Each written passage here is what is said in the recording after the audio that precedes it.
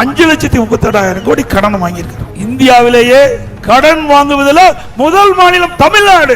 73 ஆண்டு காலம் முதல்ல காங்கிரஸ் ஆட்சி, அப்புறம் திமுக ஆட்சி, அப்புறம் அண்ணா திமுக ஆட்சி, அப்புறம் திமுக ஆட்சி, அப்புறம் அண்ணா திமுக மாறி மாறி 73 ஆண்டு காலம் 2021 வரை ஆட்சி செய்த அரசாங்கம். பல கட்சிகள் ஆட்சி நடந்தது. 73 ஆண்டு காலம். அப்ப மொத்த கடன் 5,18,000 கோடி.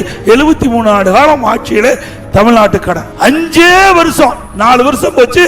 அடுத்த ஆண்டு நிறைவேறிட்ட பொழுது 5,38,000 கோடி கடன் வாங்கியிருக்கு. ஸ்டாலின் ஏதாவது பேசுறார், என்ன சாதிச்சார்? சாதிச்சிருக்காரு, ஏதாச்சும் சாதிச்சிருக்கார். எவ்வளவு?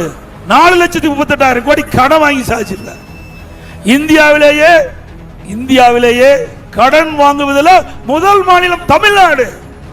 எல்லாத்திலையும் முதலிடம் வரலாம், ஆனா கடன் வாங்குறதுல முதலிடம் நம்முடைய ஸ்டாலினுடைய அரசாங்கம் தான் முதலிடத்தில் வைக்குது. அது மட்டும் இல்லை, இந்த ஆண்டு 1 லட்சம் கோடி கடன் வாங்க போறாங்க. ஆக 5 ஆண்டு திராவிட முன்னேற்ற கழக ஆட்சி நிறைவு பெறுகின்ற பொழுது 5,38,000 கோடி கடனை பாய் வச்சுட்டு போறார். ஆக இதே ஸ்டாலின் அவர்கள் எதிர்கட்சி தலைவராக இருக்கும் போது அப்ப அறிக்கை வெளியிட்டார்.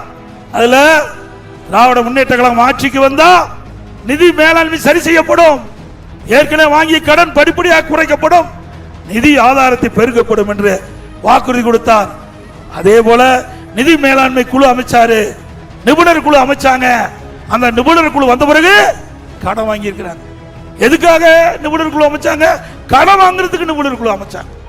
சிந்திச்சு பாரு. வந்திருக்கீங்கல்ல, இந்த கடனை நாம தாங்க கட்டணும். நல்லா சிந்திச்சு பாருங்க. நீலகிரி மாவட்டத்தில் இருக்கிற மக்கள், தமிழ்நாட்டில் இருக்கிற மக்கள், இந்த 8 கோடி மக்கள் தான் ஸ்டாலின் வாங்கின கடனை கட்ட வேணும். எப்படி கடனை கட்ட வேணும்? வரி போடுவாங்க. வரி போட்டு அந்த வரியிலிருந்து வாங்கி கடனை திருப்பி செலுத்துவாங்க. இப்படிப்பட்ட அரசாங்கம் தேவைங்களா? சிந்திச்சு பாருங்க.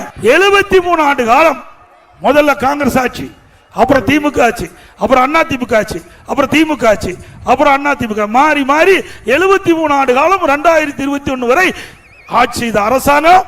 பல கட்சிகள் ஆட்சி நடந்தது. 73 ஆண்டு காலம் 21 வரை பல ஆட்சிகள் நடந்தது. அப்போ மொத்த கடன் 5,18,000 கோடி.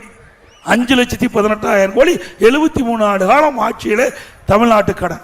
5 வருஷம் 4 வருஷம் போச்சு. அடுத்த ஆண்டு நிறைவேறுகின்ற பொழுது 5,38,000 கோடி கடன் வாங்கியிருக்கிறோம். நல்லா சிந்திச்சு பாருங்க. என்ன திட்டத்தை கொண்டு வந்த? நாங்க மெடிக்கல் காலேஜ் கொண்டு வந்தோம், ரோடு போட்டோம், குடிநீர் கொண்டு வந்தோம். என்ன செஞ்ச? ஒன்னும் செய்யல.